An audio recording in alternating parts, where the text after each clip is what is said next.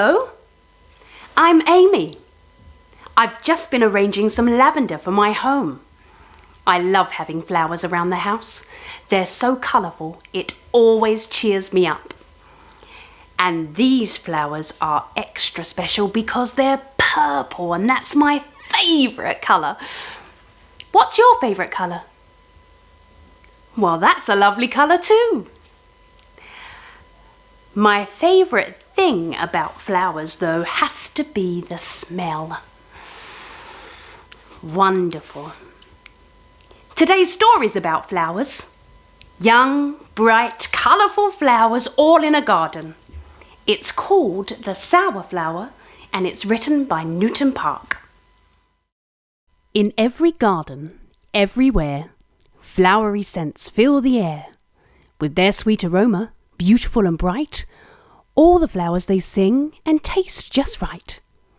They do all of this to attract the bees and other bugs they're trying to please. These skills don't come naturally, they have to be groomed.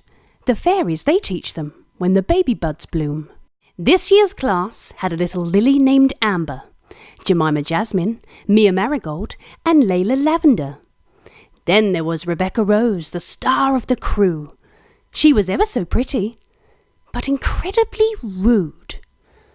The first class taught them to stand with beauty and grace, and of course Rebecca Rose landed first place. "I am the prettiest by miles," Rebecca Rose gloated while the others just smiled. "I don't know why you bother to compete, you see. You'll never be as special as a flower like me." The second class judged the sweetness of their smell. Rebecca came first, but the others did well. "I smell the sweetest by miles," Rebecca Rose gloated, while the others just smiled. "I don't know why you bother to compete, you see. You'll never be as special as a flower like me." In the third class they sang such enchanting tunes. Rebecca's sweet voice made the others all swoon. "I sang the sweetest by miles," Rebecca Rose gloated, while the others just smiled. "I don't know why you bother to compete, you see. You'll never be as special as a flower like me." The fourth and most important class was the judging of taste. A fairy tried Rebecca's pollen and screwed up her face. The fairy said, "I'm sorry, but this just won't do. There is no place in the garden for a sour flower like you. You may be pretty and graceful and bright, but the bugs won't go near you if you don't taste right." Rebecca Rose sobbed and cried, "How can it be? There is no better flower in this garden than me." The fairy replied, "You can be the most beautiful thing, but true beauty comes from deep within." She had learned her lesson and knew what to do.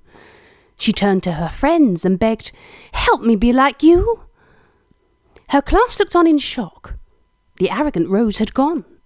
Then Amber Lily said, "Maybe you should be nice from now on."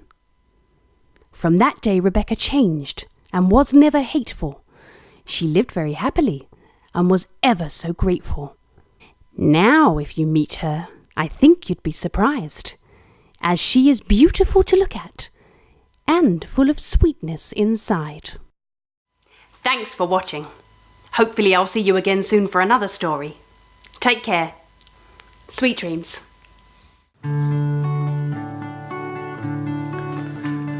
Twinkle, twinkle, little star, how I wonder what you are. Up above the world so high, like a diamond in the sky. Twinkle, twinkle, little star, how I wonder what you are.